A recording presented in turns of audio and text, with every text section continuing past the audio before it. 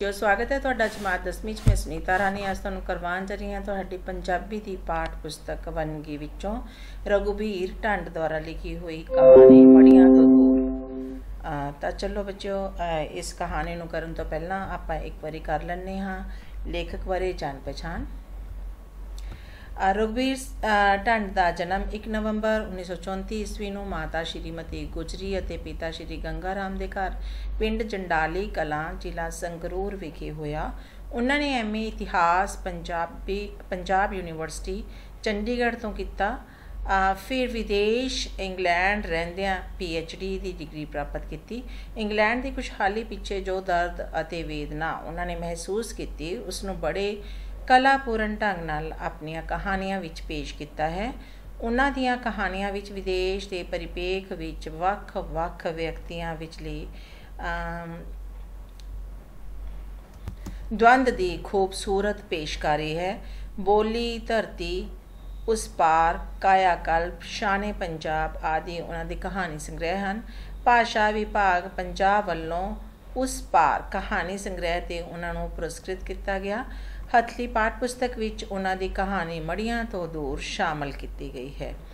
ਤੇ ਕਰ ਲੈਂਦੇ ਹਾਂ ਹੁਣ ਕਹਾਣੀ ਬਾਰੇ ਕਿ ਕਹਾਣੀ ਕਿਸ ਬਾਰੇ ਹੈ। ਰਘੁਬੀਰ ਢੰਡ ਦੀ ਕਹਾਣੀ ਮੜੀਆਂ ਤੋਂ ਦੂਰ ਰੋਜੀ ਰੋਟੀ ਕਮਾਉਣ ਦੇ ਚੱਕਰ ਵਿੱਚ ਇੰਗਲੈਂਡ ਜਾ ਵਸੇ ਪੰਜਾਬੀਆਂ ਦੀ ਵਿਥਿਆ ਨੂੰ ਬਿਆਨ ਕਰਦੀ ਹੈ। ਪ੍ਰਵਾਸੀ ਪੰਜਾਬੀ ਆਪਣੇ ਪੰਜਾਬ ਦੀ ਧਰਤੀ ਨਾਲੋਂ ਟੁੱਟ ਚੁੱਕੇ ਹਨ। ਉਹਨਾਂ ਦੇ ਉੱਥੇ ਜੰਮੇ ਪਲੇ ਬੱਚਿਆਂ ਨੂੰ ਆਪਣੀ ਸੱਭਿਅਤਾ ਬਾਰੇ ਕੋਈ ਗਿਆਨ ਨਹੀਂ। ਪੈਸੇ ਕਮਾਉਣ ਦੀ ਦੌੜ ਵਿੱਚ ਉਹ ਇੰਨਾ ਜ਼ਿਆਦਾ ਗ੍ਰਸਤ ਹੋ ਚੁੱਕੇ ਹਨ ਕਿ ਉਹਨਾਂ ਕੋਲ ਵੇਲ ਨਾਂ ਦੀ ਕੋਈ ਚੀਜ਼ ਨਹੀਂ ਹੈ।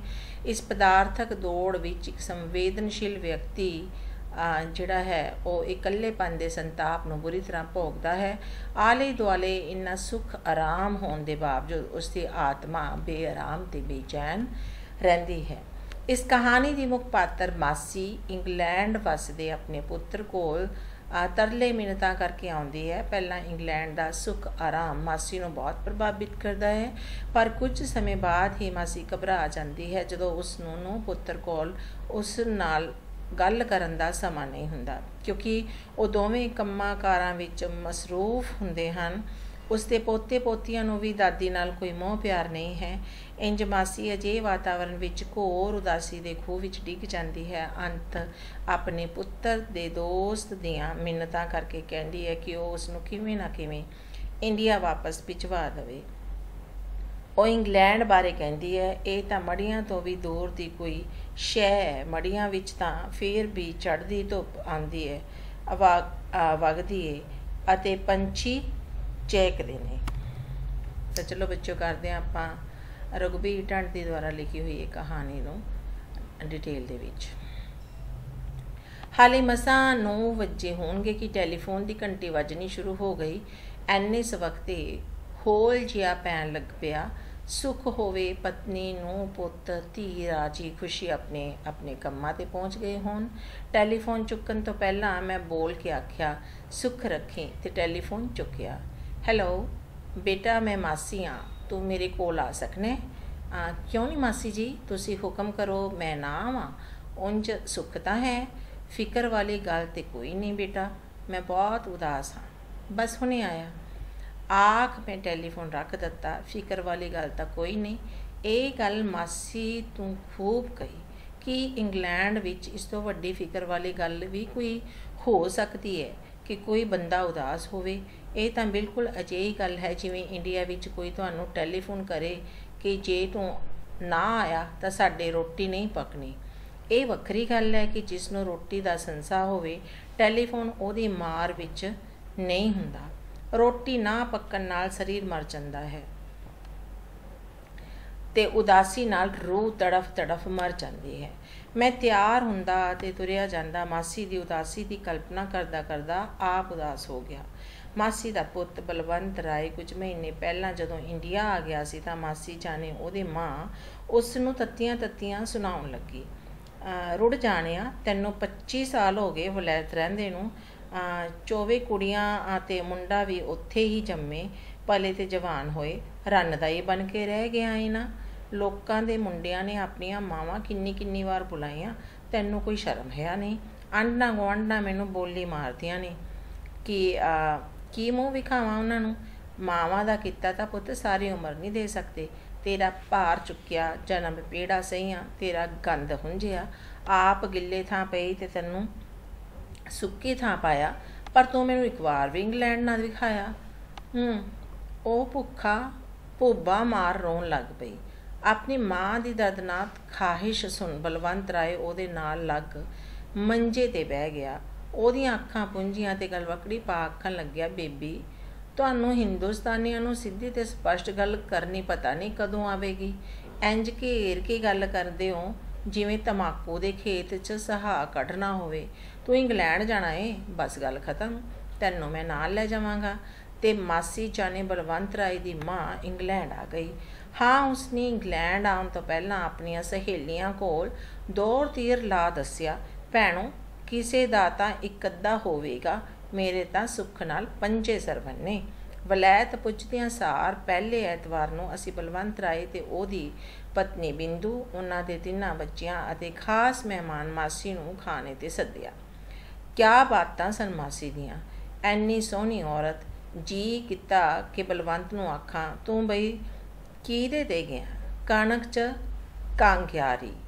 ਮਾਸੀ ਕੀ ਸੀ, ਕਮਾਲ ਹੀ ਸੀ। 5 ਫੁੱਟ 4 ਇੰਚ ਲੰਮੀ, ਨਾ ਮੋਟੀ ਨਾ ਸੋਟੀ, ਵਾਲ ਬਹੁਤ ਚਿੱਟੇ ਕੂਲੇ ਤੇ ਚਮਕੀਲੇ, ਮੋਟੀਆਂ ਅੱਖਾਂ, ਤਿੱਖਾ ਨੱਕ, ਸਭ ਤੋਂ ਖੂਬਸੂਰਤ ਸਨ। ਬੁੱਲ ਪਤਲੇ ਮਹੀਨ ਤੇ ਕੂਲੇ ਜਿਵੇਂ ਸ਼ਹਿਦ ਮਲਮਲ ਪਾਲੇ ਹੋਣ। ਮੈਂ ਪੈਰੀ ਹੱਥ ਲਾਏ ਤੇ ਮੇਰੀ ਪਤਨੀ ਨੇ ਹੱਥ ਜੋੜ ਨਮਸਤੇ ਬੁਲਾਈ। ਮਾਸੀ ਨੇ ਉਸ ਨੂੰ ਗਲਵਕੜੀ ਵਿੱਚ ਲਿਆ ਜਿਵੇਂ ਅਸੀਂ ਉਹਦੇ ਬਹੁਤ ਹੀ ਆਪਣੇ ਹੁੰਦੇ ਹਾਂ। ਮੈਂ ਉਹਨਾਂ ਨੂੰ ਬਿਠਾਉਂਦੇ ਆਖਿਆ, ਬੀਬੀ ਜੀ ਮੈਂ ਬੜਾ ਖੁਸ਼ ਹਾਂ ਕਿ ਆਪਣੇ ਮੁਲਕ ਵਿੱਚ ਅਜੇ ਤੁਹਾਡੇ ਵਰਗੇ ਮੋਹ ਕਰਨ ਵਾਲੇ ਲੋਕ ਜਿਉਂਦੇ ਨੇ। ਇੱਥੇ ਤਾਂ ਵੀ ਨਾਸ਼ ਹੋ ਗਿਆ। ਬਲਵੰਤ ਯਾਰ ਬੱਚਿਆਂ ਨੂੰ ਕਿਉਂ ਨਹੀਂ ਲਿਆਂਦਾ? ਮੈਂ ਬੱਚੇ ਨਾਲ ਨਾ ਵੇਖ ਸਵਾਲ ਕੀਤਾ। ਉਹ ਯਾਰ ਸਾਡੇ ਆਖੇ ਨਹੀਂ ਲੱਗਦੇ, ਆਏ ਨਹੀਂ, ਬਲਵੰਤ ਨੇ ਜਵਾਬ ਦਿੱਤਾ। ਉਹ ਬੜਾ ਹੀ ਸੱਚਾ ਤੇ ਸਪਸ਼ਟ ਬੰਦਾ ਸੀ। ਫੜਾਕ ਮੂੰਹ ਤੇ ਗੱਲ ਮਾਰਦਾ ਸੀ। ਨਹੀਂ ਭਾਈ ਸਾਹਿਬ, ਇਹਨਾਂ ਦੀ ਤਾਂ ਮਜ਼ਾਕ ਕਰਨ ਦੀ ਆਦਤ ਏ। ਲੜਕਾ ਆਪਣੇ ਫਰੈਂਡਾਂ ਨਾਲ ਬਾਹਰ ਗਿਆ ਹੋਇਆ, ਲੜਕੀਆਂ ਨੂੰ ਆਪਣੀ ਬੋਲੀ ਨਹੀਂ ਆਉਂਦੀ, ਬੋਰ ਹੀ ਹੋਣਾ ਸੀ ਵਿਚਾਰੀਆਂ ਨੇ। ਪਤਨੀ ਨੇ ਪਰਦਾ ਪਾਉਂਦੇ ਜਿਵੇਂ ਹਰ ਮਾਂ ਪਾਉਂਦੀ ਹੈ।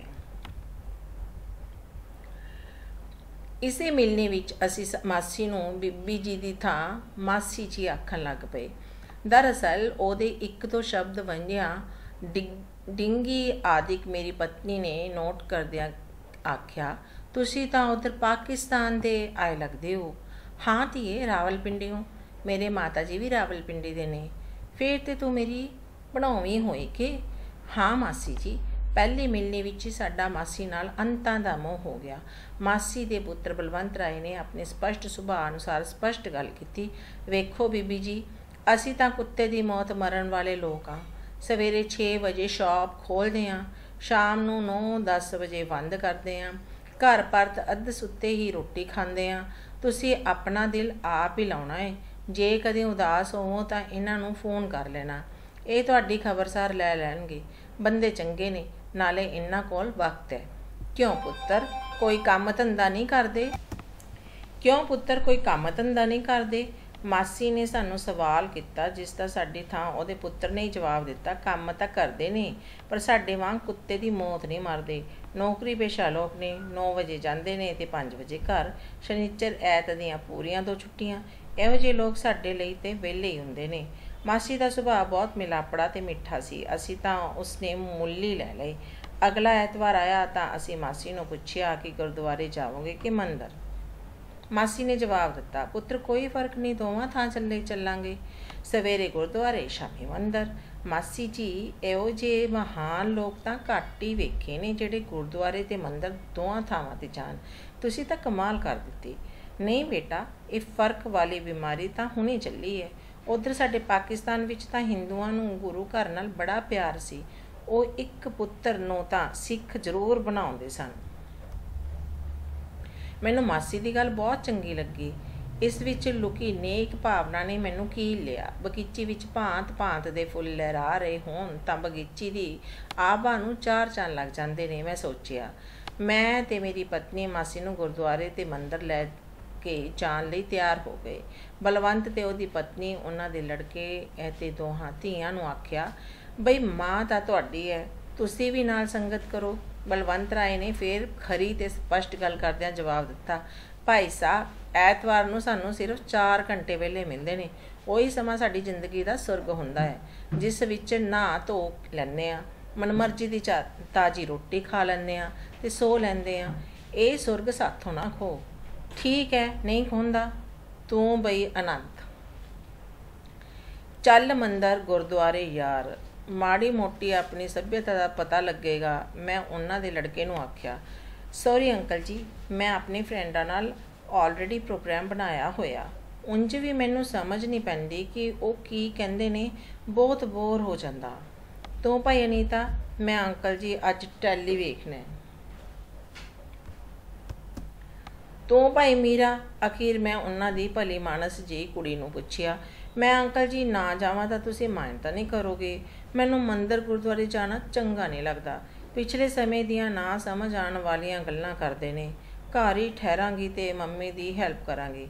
ਪਰ ਜੇ ਤੁਸੀਂ ਆਖੋ ਤਾਂ ਚਲਦੀ ਹਾਂ। ਨਹੀਂ ਬੇਟਾ, ਤੂੰ ਘਰ ਹੀ ਰਹਿ। ਮਾਂ ਦੀ ਸੇਵਾ ਕਰਮਾਂ ਨਾਲ ਹੀ ਮਿਲਦੀ ਆ। ਪਰ ਜਿਹੜੇ ਘਰ ਵਿੱਚ ਮਾਂ ਬਾਪ ਸਵੇਰੇ 6 ਵਜੇ ਤੋਂ ਰਾਤ ਦੇ 10 ਵਜੇ ਤੱਕ ਆਪਣੇ ਬੱਚਿਆਂ ਦਾ ਮੂੰਹ ਵੀ ਨਹੀਂ ਦੇਖਦੇ, ਉਹ ਖੈਰ ਕਰਮ ਤਾਂ ਕਿਸੇ ਦੇ ਕੀ ਚੰਗੇ ਹੋ ਸਕਦੇ ਨੇ। ਅੱਛਾ, ਸਤਿ ਸ਼੍ਰੀ ਅਕਾਲ ਤੇ ਨਮਸਤੇ, ਅਸੀਂ ਚੱਲੇ। ਇਹ ਸਿਲਸਿਲਾ ਕਈ ਹਫ਼ਤੇ ਜਾਰੀ ਰਿਹਾ। ਮਾਸੀ ਪੁਰਾਣੇ ਵੇਲਿਆਂ ਦੀ ਔਰਤ ਸੀ। ਪੁਰਾਣੇ ਸਮਿਆਂ ਦੀਆਂ ਔਰਤਾਂ ਵਿੱਚ ਇੱਕ ਚੀਜ਼ ਤਾਂ ਸਾਂਝੀ ਹੁੰਦੀ ਸੀ ਕਿ ਉਹ ਕਰਮ ਕਰਦੀਆਂ ਹਨ, ਸੋਚਦੀਆਂ ਅਤੇ ਝੁਰਦੀਆਂ ਨਹੀਂ। ਮਨ ਵਿੱਚ ਵਿਚਾਰ ਆਇਆ ਨਹੀਂ ਤੇ ਉੱਠ ਕੇ ਤੁਰਿਆ ਨਹੀਂ। ਮਾਸੀ ਗੁਰਦੁਆਰੇ ਗਈ, ਮੱਥਾ ਟੇਕਿਆ ਤੇ ਬੋਲਬਾਨੀ ਦੇ ਸੁਣੀ। ਮੁੜ ਮੱਥਾ ਟੇਕਿਆ ਤੇ ਮੇਰੀ ਪਤਨੀ ਨੂੰ ਪੁੱਛਣ ਲੱਗੀ, ਲੰਗਰ ਕਿੱਥੇ ਰਹਤੀ ਏ? ਮੇਰੀ ਪਤਨੀ ਉਸ ਨੂੰ ਲੰਗਰ ਵਿੱਚ ਲੈ ਗਈ। ਮਾਸੀ ਨੇ ਏਪਰਨ ਬੰਨਿਆ ਤੇ ਰੋਟੀਆਂ ਪਕਾਉਣ ਲੱਗ ਪਈ। ਇਸ ਕਰਨ ਦਾ ਅਸਰ ਆਮ ਸੇਵਕਾਂ 'ਤੇ ਤਾਂ ਪੈਣਾ ਹੀ ਸੀ, ਪ੍ਰਧਾਨ 'ਤੇ ਵੀ ਪਿਆ। ਹਾਲਾਂਕਿ ਧਾਰਮਿਕ ਅਦਾਰਿਆਂ ਦੇ ਪ੍ਰਧਾਨਾਂ 'ਤੇ ਆਮ ਸੇਵਕਾਂ ਵੱਲੋਂ ਕੀਤੇ ਚੰਗੇ ਕਰਮਾਂ ਦਾ ਅਸਰ ਘੱਟ ਹੀ ਪੈਂਦਾ ਹੈ। ਉਸਨੇ ਵੀ ਮੈਨੂੰ ਵਾਰ-ਵਾਰ ਕਿਹਾ ਕਿ ਮਾਤਾ ਜੀ ਨੂੰ ਲੈ ਕੇ ਆਇਆ ਕਰੋ। ਇਹੋ ਜਿਹੀ ਸੇਵਾ ਭਾਵਨਾ ਵਾਲੇ ਜੋੜਿਆਂ ਸਦਕਾ ਹੀ ਗੁਰੂ ਘਰ ਆਬਾਦ ਨੇ। ਆਪਣੀ ਘਰ ਵਾਲੀ ਨੂੰ ਤਾਂ ਮੈਂ ਜਦੋਂ ਵੀ ਲੰਗਰ ਦੀ ਸੇਵਾ ਲਈ ਆਖਤਾ, ਉਹਦੇ ਉੱਲਾਂ ਉੱਠ ਆਉਂਦੀਆਂ ਨੇ। ਪ੍ਰਧਾਨ ਵੀ ਬਲਵੰਤ ਰਾਏ ਵਾਂਗ ਸਪਸ਼ਟ ਬੰਦਾ ਜਾਪਦਾ ਸੀ। ਇਸੇ ਤਰ੍ਹਾਂ ਮੰਦਰ ਵਿੱਚ ਮਾਸੀ ਨੇ ਭਜਨ ਗਾਏ ਤੇ ਧੂੜਾਂ ਪੱਟ ਦਿੱਤੀਆਂ। ਇੱਥੇ ਵੀ ਪ੍ਰਧਾਨ ਸਾਹਿਬ ਇੰਨੇ ਪ੍ਰਭਾਵਿਤ ਹੋਏ ਕਿ ਆਪ ਪੰਜਾਬੀ ਹੁੰਦਿਆਂ ਵੀ ਮੈਨੂੰ ਹਿੰਦੀ ਵਿੱਚ ਬੇਨਤੀ ਕੀਤੀ, ਅਰੇ ਭਾਈ ਮਾਤਾ ਜੀ ਕੋ ਹਰ ਵੀਕ ਲੈ ਕੇ ਆਇਆ ਕਰੋ, ਅੱਛੇ ਭਜਨ ਗਾਣੇ ਵਾਲੇ ਤਾਂ ਮਿਲਦੇ ਹੀ ਨਹੀਂ। ਇਹਨਾਂ ਸਾਰੀਆਂ ਗੱਲਾਂ ਤੋਂ ਵੱਧ ਮਾਸੀ ਨੂੰ ਇੰਗਲੈਂਡ ਦੇ ਰਹਿਣ ਸਹਿਣ ਨੇ ਪ੍ਰਭਾਵਿਤ ਕੀਤਾ। ਬਸ ਮਹਾਂ ਪ੍ਰਸੰਨਤਾ ਦੇ ਵੇਗ ਵਿੱਚ ਇੰਗਲੈਂਡ ਦੀਆਂ ਸਿਫਤਾਂ ਤੇ ਇੰਡੀਆ ਦੀਆਂ ਕੁਸਿਫਤਾਂ ਕਰਦੀ ਰਹਿੰਦੀ। ਬੇਟਾ, ਵੇਖਣ ਤੇ ਸੁਣਨ 'ਚ ਬਹੁਤ ਫਰਕ ਹੈ। ਜੇ ਸੁਰਗ ਕਿਤੇ ਹੋਵੇਗਾ ਵੀ ਤਾਂ ਉਹ ਇੰਗਲੈਂਡ ਤੇ ਚੰਗੇਰਾ ਨਹੀਂ ਹੋਵੇਗਾ। ਏਅਰਪੋਰਟ 'ਤੇ ਉਤਰੀ ਤਾਂ ਐਨੇ ਗੋਰੇ ਚਿੱਟੇ ਲੋਕ ਤੇ ਐਨੀ ਸਫਾਈ ਵੇਖ ਮੇਰੀਆਂ ਤਾਂ ਅੱਖਾਂ ਚੁੰਧਿਆ ਗਈਆਂ। ਇੰਨੀਆਂ ਚੌੜੀਆਂ ਤੇ ਸਾਫ਼ ਸੁਥਰੀਆਂ ਸੜਕਾਂ, ਭਾਵੇਂ ਜੀਵ ਨਾਲ ਜੱਟ ਲਓ, ਕੋਈ ਹਾਰਨ ਨਹੀਂ ਵਜਾਉਂਦਾ। ਇੰਡੀਆ 'ਚ ਤਾਂ ਬੱਸਾਂ ਟਰੱਕਾਂ ਵਾਲੇ ਕੰਨਾਂ ਦੇ ਪਰਦੇ ਪਾੜ ਦਿੰਦੇ ਨੇ। ਤੇ ਗੰਧ, ਤੋਬਾ ਤੋਬਾ। ਅੱਜ ਮੇਰਾ ਬਲਵੰਤ ਦੱਸਦਾ ਸੀ ਕਿ ਇਹਨਾਂ ਮੁਲਕਾਂ ਤੋਂ ਮੱਖਣ, ਦੁੱਧ ਤੇ ਪਨੀਰ ਸੰਭਾਲਿਆ ਨਹੀਂ ਜਾ ਰਿਹਾ, ਇਸ ਲਈ ਮੁਫਤ ਵੰਡਿਆ ਜਾ ਰਿਹਾ ਹੈ। ਮੈਂ ਤਾਂ ਆਨੀ ਹਾਂ ਕਿ ਸੁਰਗ ਵਿੱਚ ਵੀ ਇੰਨੀਆਂ ਨੇਮਤਾਂ ਨਹੀਂ ਹੋ ਸਕਦੀਆਂ। ਨਾਲੇ ਪੁੱਤਰ, ਸੁਰਗ ਕਿਹੜਾ ਕਿਸੇ ਨੇ ਵੇਖਿਆ ਹੈ? ਵਾਹ ਵਾਹ, ਅੰਗਰੇਜ਼ ਨੇ ਐਵੇਂ ਹੀ ਤਾਂ ਨਹੀਂ ਦੁਨੀਆ 'ਤੇ ਰਾਜ ਕੀਤਾ।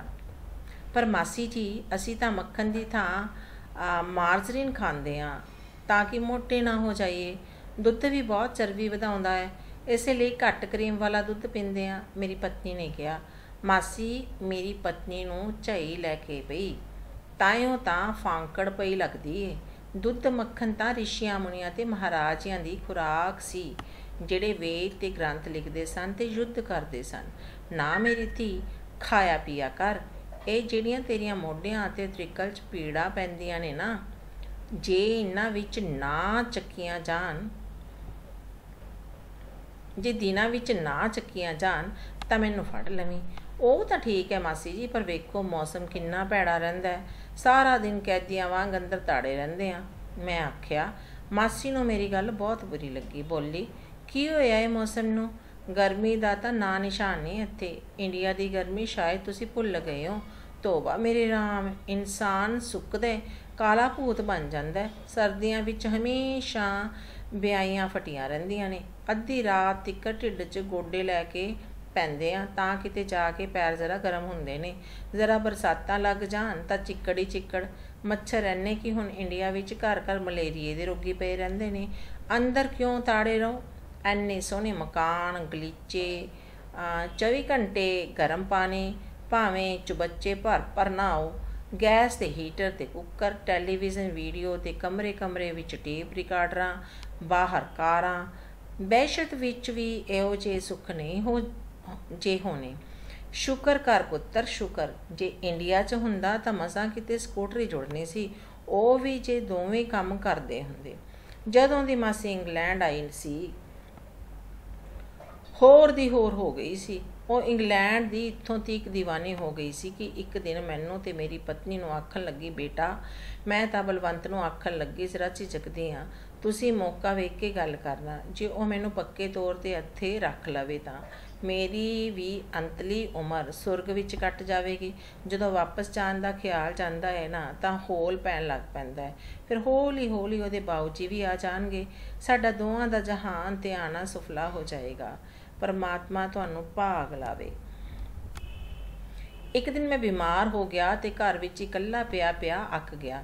ਮਾਸੀ ਨੂੰ ਫੋਨ ਕੀਤਾ ਕਿ ਜੇ ਸੰਭਵ ਹੋਵੇ ਤਾਂ ਆ ਜਾਵੋ। ਮਾਸੀ ਜਿੱਥੇ ਖਲੋਤੀ ਸੀ ਉੱਥੇ ਹੀ ਆ ਗਈ। ਬੜੇ ਫਿਕਰ ਨਾਲ ਪੁੱਛਣ ਲੱਗੀ, ਕੀ ਗੱਲ ਬੇਟਾ, ਠੀਕ ਤਾਂ ਹੋ? ਮਾਸੀ ਜੀ, ਬੁਖਾਰ ਸੀ ਜ਼ਰਾ। ਮੈਂ ਆਖਿਆ ਚਲੋ ਛੁੱਟੀ ਲੈ ਲੈਂਦੇ ਹਾਂ, ਪਰ ਇਹ ਮੜੀਆਂ ਵਰਗੀ ਚੁੱਪ ਖਾਣ ਨੂੰ ਆਉਂਦੀ ਹੈ। ਕੀ ਜ਼ਿੰਦਗੀ ਹੈ। 7 ਸਾਲ ਇਸ ਮਕਾਨ ਵਿੱਚ ਰਹਿੰਦਿਆਂ ਹੋ ਗਏ, ਪਰ ਕਦੇ ਕੋਈ ਗੁਆਂਢੀ ਸਾਡੇ ਘਰ ਨਹੀਂ ਆਇਆ। ਉਸ ਮੁਲਕ ਵਿੱਚ ਰਹਿਣ ਦਾ ਕੀ ਹੱਜ ਏ ਜਿੱਥੇ 100 ਚੋਂ 95 ਬੰਦੇ ਤੁਹਾਨੂੰ ਜਾਣਦੇ ਹੀ ਨਾ ਹੋਣ। ਜ਼ਾਹਰ ਹੈ ਕਿ ਮਾਸੀ ਨੂੰ ਮੇਰੀ ਗੱਲ ਪਸੰਦ ਨਹੀਂ ਸੀ ਆਉਣੀ ਤੇ ਨਾ ਹੀ ਆਈ। ਉਹ ਬਹੁਤ ਪਿਆਰ ਪਰ ਬਹੁਤ ਹੀ ਦ੍ਰਿੜਤਾ ਨਾਲ ਬੋਲੀ। ਵੇਖ ਬੇਟਾ, ਉਂਝ ਤਾਂ ਤੇਰੀ ਮਰਜ਼ੀ ਹੈ, ਪਰ ਤੂੰ ਮੜੀਆਂ ਸਿਵੀਆਂ ਵਰਗੇ ਕੁਲੈਣੇ ਤੇ ਨੈਸ਼ ਬੋਲਣਾ ਬੋਲਿਆ ਕਰ। ਤੇਰੇ ਘਰ ਵਾਲੇ, ਤੇਰਾ ਪੁੱਤ, ਤੇਰੀ ਨੂੰਹ, ਤੇਰੀ ਧੀ, ਵੇਖ ਕਿੰਨਾ ਖੁਸ਼ ਪਰਿਵਾਰ ਹੈ ਤੇਰਾ।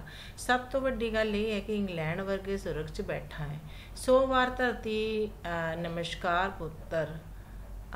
ਜਿੱਥੇ ਤੀਕ ਲੋਕਾਂ ਦੀ ਗੱਲ ਹੈ, ਇੰਡੀਆ ਵਿੱਚ ਵੀ ਲੋਕ ਹੁਣ ਪਹਿਲਾਂ ਵਾਂਗ ਮਿਲਣਸਾਰ ਨਹੀਂ ਰਹੇ। ਚੰਡੀਗੜ੍ਹ ਵਰਗੇ ਸ਼ਹਿਰਾਂ ਵਿੱਚ ਵੀ ਇੱਕ ਗੁਆਂਢੀ ਦੀ ਦੂਜੇ ਗੁਆਂਢੀ ਨਾਲ ਕੋਈ ਸਾਂਝ ਨਹੀਂ। ਸਾਰੇ ਅੱਗ ਲੱਗੀ ਵਾਂਗ ਫਿਰਦੇ ਨੇ। ਇੱਥੇ ਪੁੱਤਰ ਬੜੀਆਂ ਬਹਾਰਾਂ ਨੇ। ਅਖਰੋਟ ਜਿੱਡੀ ਤਾਂ ਬਦਾਮ ਦੀ ਗਿਰੀ ਹੈ ਇੱਥੇ। ਕਾਜੂ, ਲੌਂਗ, ਲਾਚੀਆਂ ਕਿਵੇਂ ਰੁਲਦੇ ਫਿਰਦੇ ਨੇ। ਨਾ ਮੇਰਾ ਪੁੱਤਰ, ਮੜੀਆਂ ਵਰਗੇ ਬੋਲ ਨਾ ਬੋਲਿਆ ਕਰ।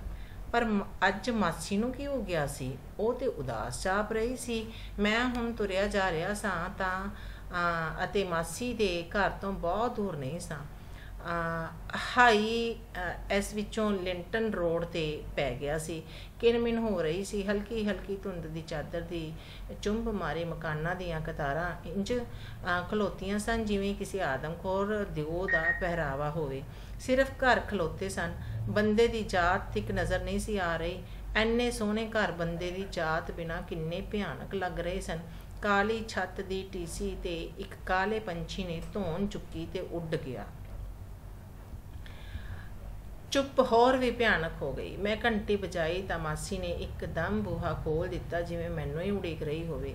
ਮੈਂ ਪੈਰਾਂ ਵੱਲ ਝੁਕਿਆ ਤੇ ਉਸਨੇ ਮੇਰਾ ਸਿਰ ਪਲੋਸਿਆ, ਪਰ ਮੇਰੇ ਸਿਰ 'ਤੇ ਜਿਹੜਾ ਹੱਥ ਟੇਕਿਆ ਉਸ ਵਿੱਚ ਨਾ ਹੀ ਪਹਿਲਾਂ ਵਰਗੀ ਜਾਨ ਸੀ, ਨਾ ਹੀ ਨਿੱਘ ਤੇ ਨਾ ਹੀ ਥਰਥਰਾਹਟ। ਬਿਲਕੁਲ ਜਿਵੇਂ ਕਿਸੇ ਨੇ ਕੋਈ ਮਰੀ ਹੋਈ ਚੀਜ਼ ਹੌਲੀ ਦੇਣੇ ਮੇਰੇ ਸਿਰ 'ਤੇ ਰੱਖ ਦਿੱਤੀ ਹੋਵੇ। ਮਾਸੀ ਜੀ, ਕੀ ਗੱਲ, ਬੁਝੇ ਲੱਗਦੇ ਹੋ? ਬਸ ਉਸਦੇ ਦੀਦਿਆਂ ਨੂੰ ਜਿਵੇਂ ਬੋਲਾਂ ਦੀ ਹੀ ਉਡੀਕ ਸੀ। ਭੂਬਾ ਮਾਰ ਰੋਣ ਲੱਗ ਪਈ। ਮੈਂ ਨੇੜੇ ਹੋ ਕੇ ਗੱਲ ਵਕੜੀ ਪਾਉਂਦੇ ਆਖਿਆ, ਮਾਸੀ ਜੀ ਐਂ ਨਾ ਕਰੋ, ਮੈਨੂੰ ਦੱਸੋ ਕੀ ਗੱਲ ਹੈ। ਤੁਹਾਡੀ ਹਰ ਤਕਲੀਫ ਦੂਰ ਕਰਨ ਲਈ ਕੋਸ਼ਿਸ਼ ਕਰਾਂਗਾ। ਸੈਟੀ 'ਤੇ ਬਹਿ ਮਾਸੀ ਨੇ ਮੇਰੇ ਅੱਗੇ ਇੰਝ ਹੱਥ ਜੋੜੇ ਜਿਵੇਂ ਉਸਨੇ ਕੋਈ ਬਹੁਤ ਵੱਡੀ ਸੁੱਖਣੀ ਹੋਵੇ ਤੇ ਮੈਂ ਉਸ ਦੀ ਸੁੱਖ ਪੂਰੀ ਕਰ ਸਕਦਾ ਹਾਂ। ਮੈਂ ਬੜਾ ਸ਼ਰਮਿੰਦਾ ਹੋਇਆ। ਉਸ ਦੇ ਜੁੜੇ ਹੋਏ ਹੱਥ ਖੋਲ੍ਹ ਦਿੱਤੇ ਤੇ ਮਾਸੀ ਨੇ ਆਖਿਆ, ਪੁੱਤਰ, ਤੂੰ ਰਹਿੰਦੀ ਦੁਨੀਆ ਤੀਕ ਜਿਵੇਂ तेरी भगवान तेरे बच्चे जी मेरे ते एक एहसान कर। बलवंत नूं आख कि मैनू छेती तो छेती इंडिया भेज दवे। इंज आख मासी मुड़ जार जार रोन लग पई। मैं तो जिवें चकराए गया ते आख्या हैं तुसी ते इंडिया, तुसी तो इंग्लैंड दीयां दातां दे गुण गाउंदे नहीं सी थकदे। तुसी तां बाऊ जी नूं भी बुला पक्के तौर ते इत्थे ही रखना चाहुंदे सन। की गल बलवंत, तुहाडी नूं जा बच्चियां ने तां नहीं कुछ आख्या तुहानूं? मासी जरा संभली ते बोली, पुत्तर दुख तां यही है कि इत्थे कोई किसी नूं कुछ नहीं कहंदा। सवेर तां पता ही नहीं लगदा कि ਉਹ कदों चले जांदे ने। रात नूं किते 10 वजे तो भी पिछों आउंदे ने ते एने थके हुए हुंदे ने कि जे मैं कोई गल करां जां तां ला के रख दिंदे ने जां हाँ हूँ कर छड्डदे ने। बस बेयर दारू पी 2 रोटियां निकल अपने कमरे वल नस जांदे ने। मैं आखनी आ बंत बेटा आ इंडिया ते तेरे बाऊ जी की चिट्ठी आई है, नाले तेरी भैन दी भी।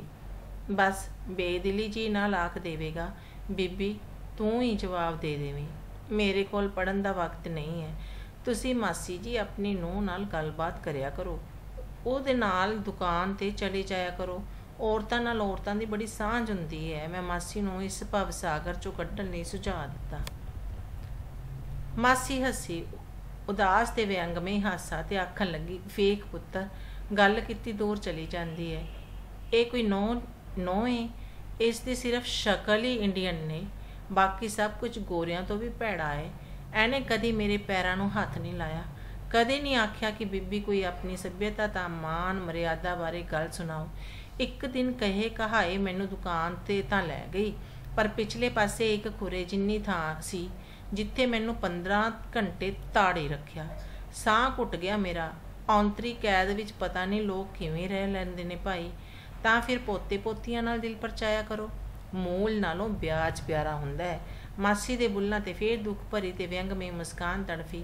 पोते पोतियां, मुंडा ते छोटी कुड़ी तां उंज भी इन्हां दे कहने च नहीं। मुंडा तां बहुता बाहर ही फिरदा रहिंदा है, जदों घर होवे तां टैली द्वारा जां अपने कमरे विच कन्न खाने अंग्रेजी दे गाने सुनदा रहिंदा है। छोटी कुड़ी दे मैनू उंज भी लक्षण चंगे नहीं जापदे। कई बार मैं एक भैड़े जे वालां वाले मुंडे नूं ਉਹਦੇ नाल गेट तक आउंदे वेख्या है। मैं बलवंत नाल गल करनी तां ठीक नहीं समझी कि कुड़ी नूं धौल धफ्फा ना करे। ਨੂੰਹ नाल कीती सी, पता ही उसने की जवाब दिता।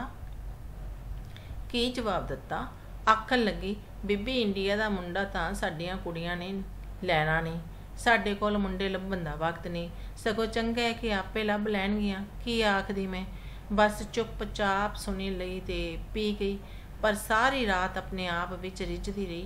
हे भगवान, ਇੱਥੇ ਵਸਦੇ ਲੋਕਾਂ ਦਾ ਕੀ ਬਣੇਗਾ। मैं मासी नूं जरा रंग विच लियाउण लई आख्या, तुसीं कोई फिकर ना करो, इन्हां कोल पैसे बथेरे ने, इन्हां दे बहुते सोहणे बक्से भरनगे, ना किसी नूं फुੱਲ चुगने पैणगे ते ना हरिद्वार जाना पएगा। ये लोग बेहद खुश ने अपनी उल्लूआं दी दुनिया विच। ये बिल्कुल पसंद नहीं करते कि कोई इन्हां लई चिंता करे। बड़ी कुड़ी तां बड़ी चंगी है, ਉਹਦੇ नाल गलबात करिया करो। चंगी तां शायद होवेगी, पर बोली दी कोई सांझ नहीं। बस हैलो ते गुड नाइट करन लगी मैनू चुम जरूर लैंदी है।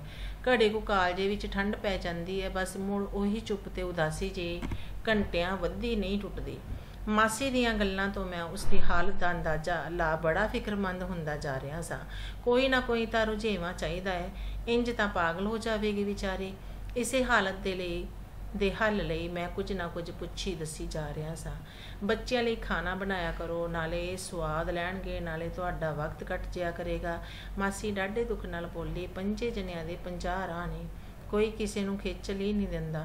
इंडिया विच सवेर शाम निआणिਆਂ ने समान सिर ते चुक्या हुंदा है कि माता जी मैं परौंठे खाने हैं, माता जी मैं गोभी नाल फुलका खाना है, माता जी मैं चाह पीनी है, माता जी मैं दुੱਧ विच पत्ती पा के पीनी है।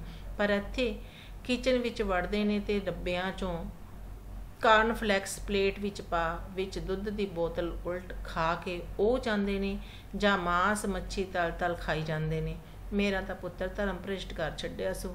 ਇੰਡੀਆ ਜਾਂਦੀ ਪਹਿਲਾਂ हरिद्वार नहा के ही घर जावांगी। ना मासी जी, जिउंदे जी हरिद्वार ना जाना। मैं मजाक किया, पर मासी तां होर भी गंभीर हो गई। अत निमरता नाल बोली, पुत्तर जे तू मैनू इंडिया घलाउण च मेरी मदद करे तो मैं तेरा एहसान उम्र तक नहीं भुलांगी, नहीं तो मैं घुट घुट के मर जावांगी।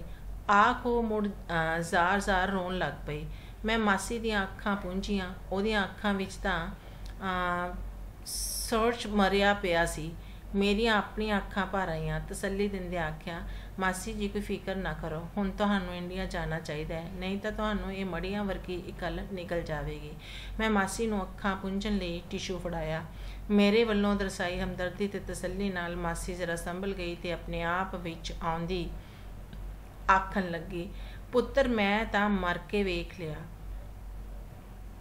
ਇਹ ਤਾਂ ਮੜੀਆਂ ਤੋਂ ਵੀ ਦੂਰ ਦੀ ਕੋਈ ਸ਼ੈ ਹੈ। ਮੜੀਆਂ ਵਿੱਚ ਤਾਂ ਫੇਰ ਵੀ ਚੜ੍ਹਦੀ ਧੁੱਪ ਆਉਂਦੀ ਹੈ, ਵਾਹ ਵਗਦੀ ਹੈ, ਪੰਛੀ ਚਹਿਕਦੇ ਨੇ। ਤਾਂ ਇਹ ਸੀ ਕਹਾਣੀ ਜਿਹੜੀ ਕਿ ਰਘੁਵੀਰ ਢੰਡ ਨੇ ਲਿਖੀ ਹੋਈ ਹੈ।